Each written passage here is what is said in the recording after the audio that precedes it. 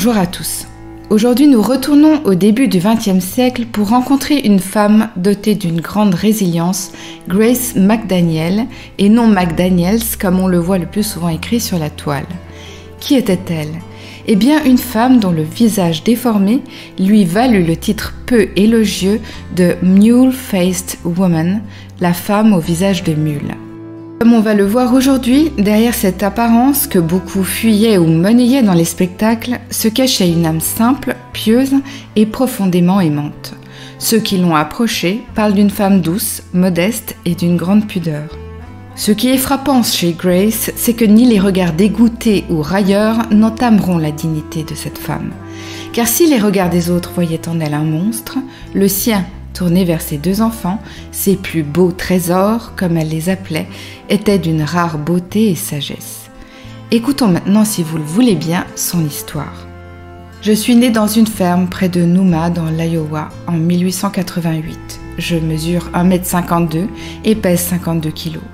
Les meilleurs médecins des États-Unis et du Canada m'ont examinée minutieusement. Ma remarquable condition faciale est une tache de naissance due à une confusion congénitale dans le système capillaire, artériel et nerveux. Mon père, ma mère, mes sœurs et mes frères étaient des gens normaux à tout point de vue, juste de bonnes personnes en bonne santé. Je mène une vie normale. Je préfère m'occuper de ma maison, bien que le spectacle soit une activité saine et agréable. J'ai un fils, Elmer, parfaitement normal, et comme tous les autres garçons de son âge, plein de malice. Ce sont avec ces mots très simples, qui figurent sur la carte postale qui lui était dédiée, que Grace se décrit. Ces cartes étaient aussi appelées cartes de cirque ou cartes de curiosité humaine, et elles étaient distribuées et vendues dans les freak shows. Au dos de ces cartes, on lisait le nom de la personne ou son surnom de scène, son histoire personnelle, son lieu de naissance et les circonstances de sa différence. Parfois, on y trouvait également des détails sensationnalistes ou exagérés à propos d'elle dans le but d'attirer l'attention et de susciter la curiosité. Au recto, il y avait sa photographie, le cliché de la curiosité, en noir et blanc ou sépia, parfois colorisé à la main. Le monstre sur cette carte posait de manière souvent exagérée ou théâtrale. Il portait parfois des costumes élaborés, voire exotiques, pour renforcer l'effet spectaculaire. Le recto pouvait inclure un nom de scène, la femme à barbe, le garçon crocodile, la sirène vivante. Mais la pitch card de Grace McDaniel tranche avec les autres. Elle pose simplement, comme toute femme sur une banale photographie, dans des vêtements classiques, bien coiffés, sobres et modestes. Ainsi, contrairement à d'autres monstres de foire exhibés dans les décennies précédentes, sur sa carte, il n'y a pas de slogan racoleur.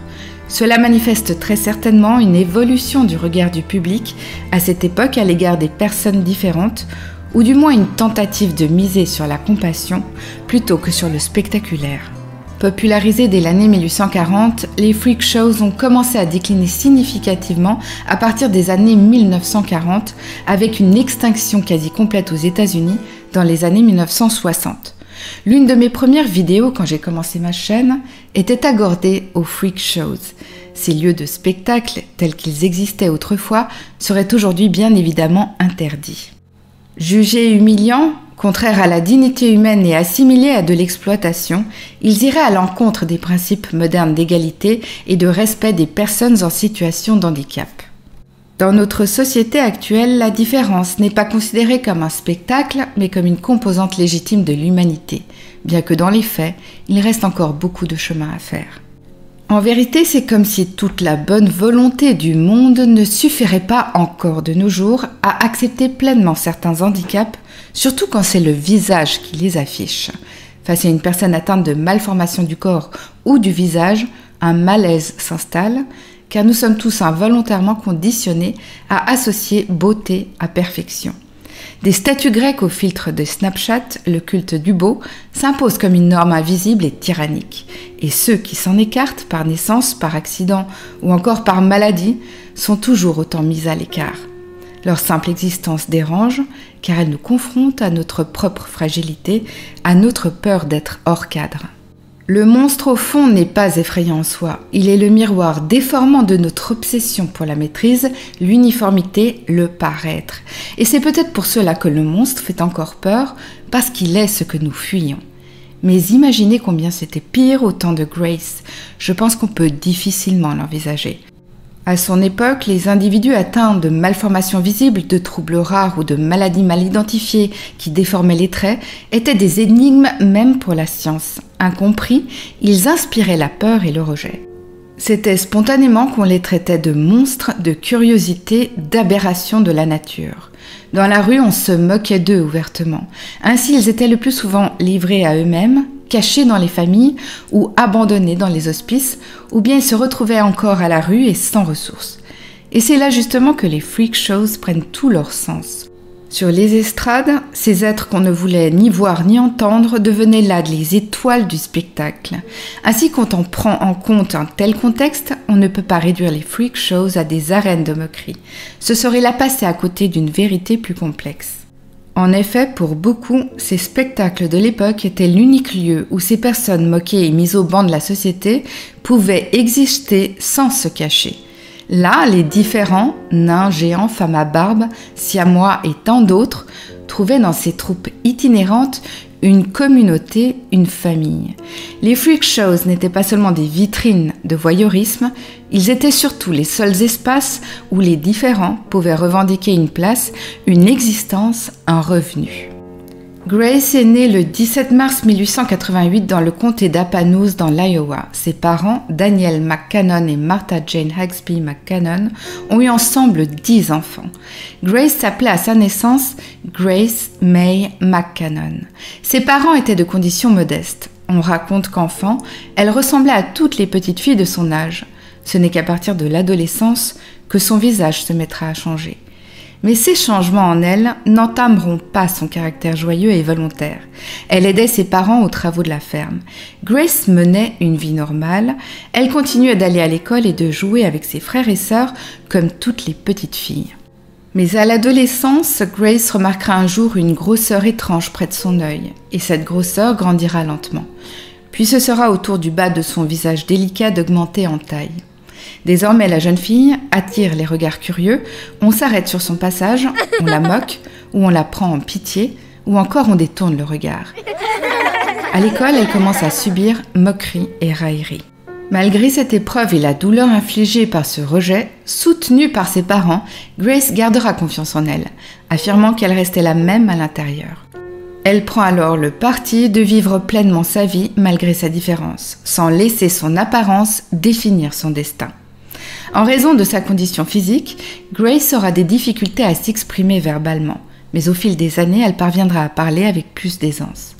En 1918, à l'âge de 30 ans, elle donnera naissance à un fils, Elmer, et quelques années plus tard, elle aura une fille qu'elle prénommera Stella, qui serait née 4 ans après Elmer. Je n'ai pas trouvé d'informations à propos de son mari, dont elle a pris le nom de McDaniel. Je n'ai pas non plus trouvé d'informations à propos de sa fille Stella, hormis le fait qu'elle a accompagné son frère et sa mère lorsque celle-ci rejoindra le cirque itinérant de Harry Lewiston. En 1933, à l'âge de 45 ans, très certainement pour subvenir aux besoins de ses enfants, Grace expose son visage aux abords de l'exposition universelle de Chicago. Bien que l'exposition officielle se concentrait sur les avancées scientifiques et industrielles, des midways étaient présents dans les zones de divertissement annexes.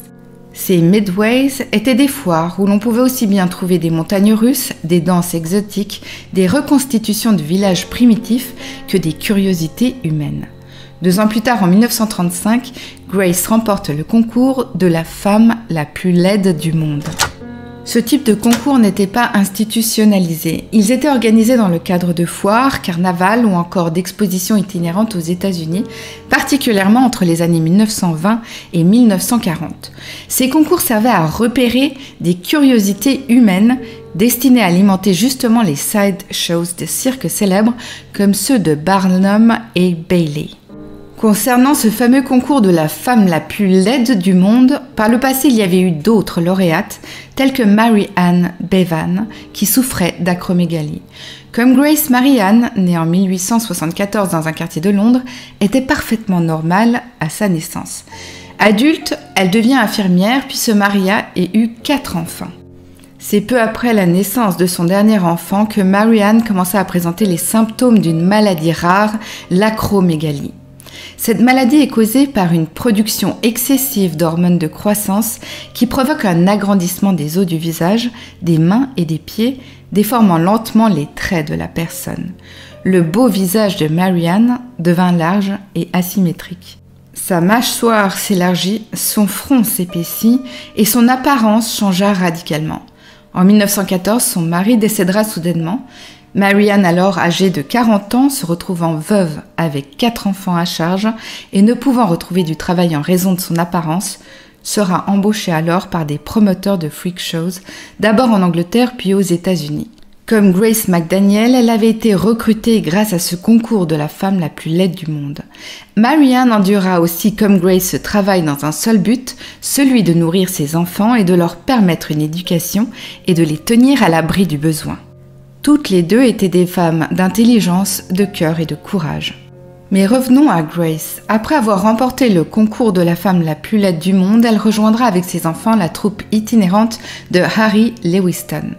Concernant son fils Elmer, il deviendra plus tard son manager, l'accompagnant dans ses tournées à travers les États-Unis et le Canada avec le cirque itinérant de Harry Lewiston. Harry Lewiston est un ancien annonceur, vedette du Ringling Bros Barnum and Bailey's Circus.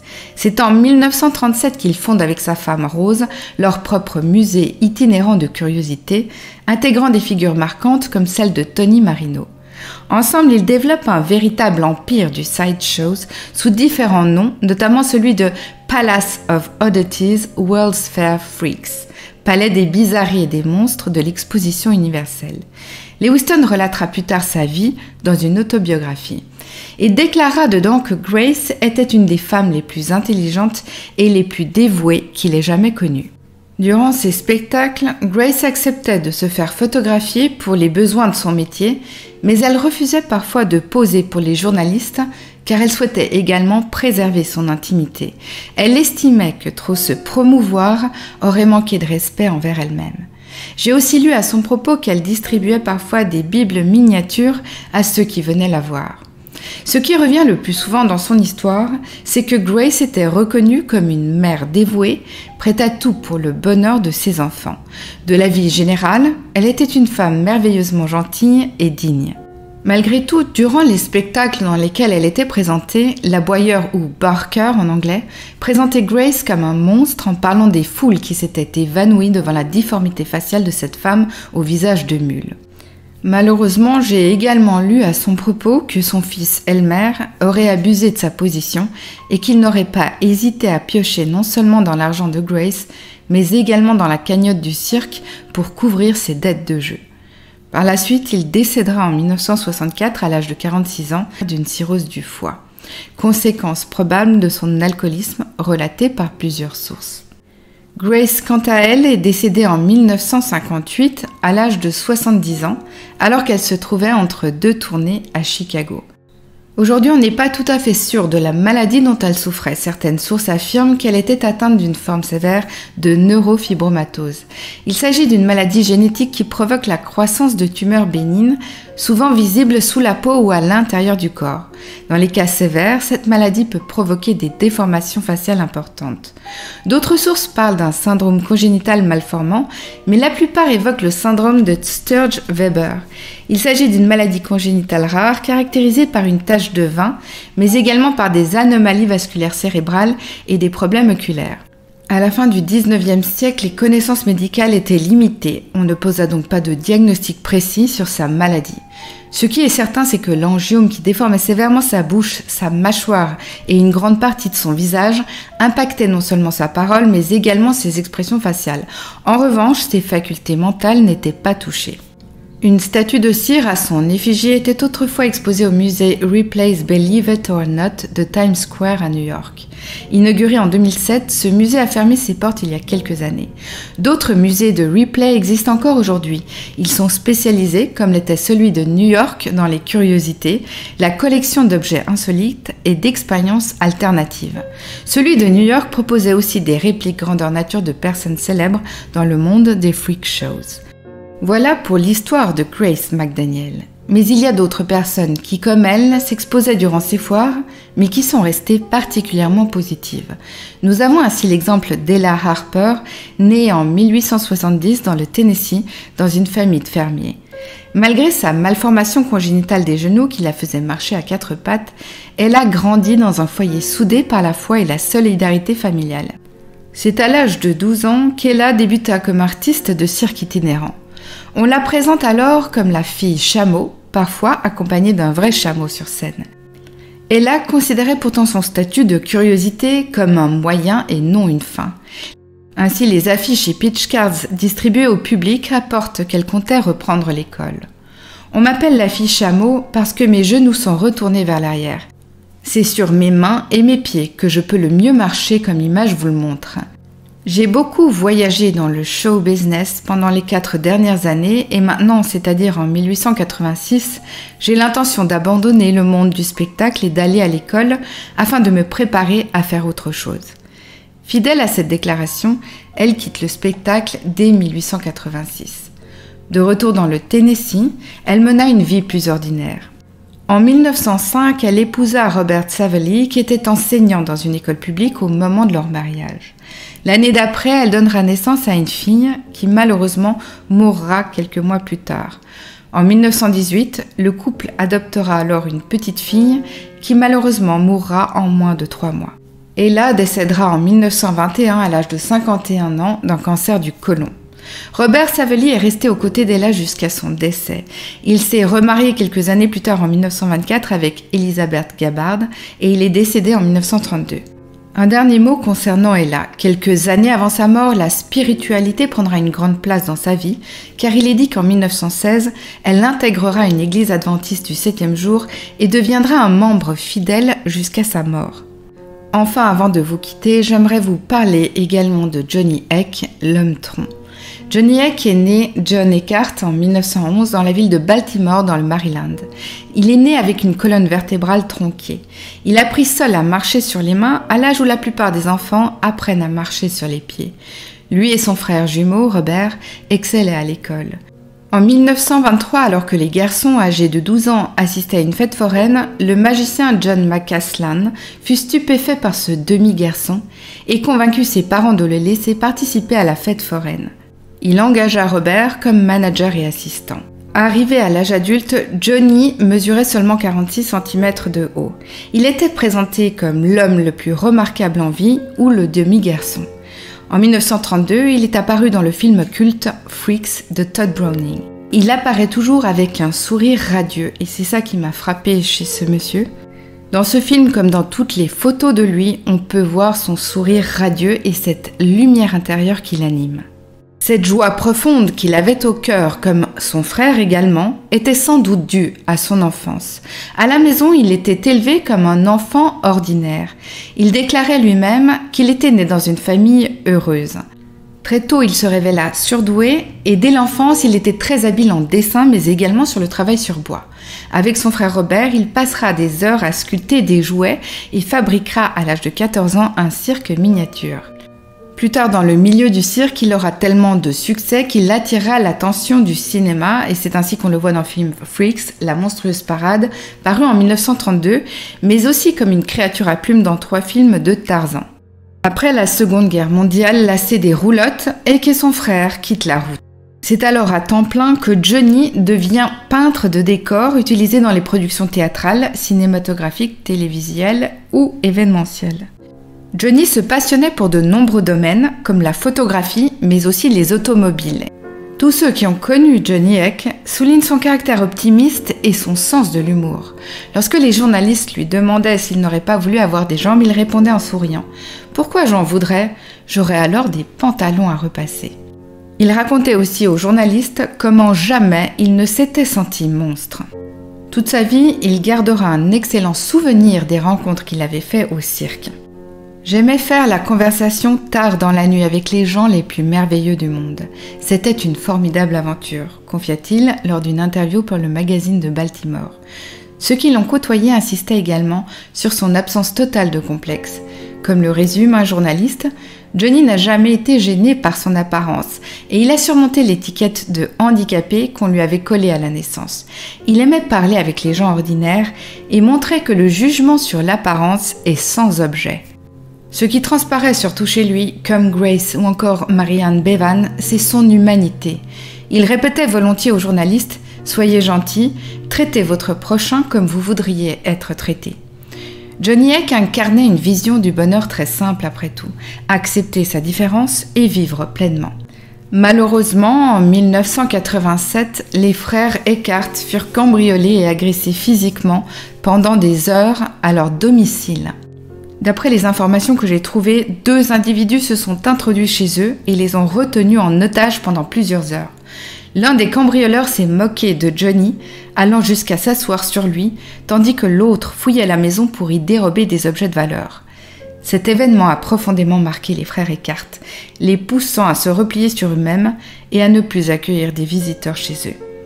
Johnny Heck aurait déclaré par la suite « Si je veux voir des monstres, il me suffit de regarder par la fenêtre ».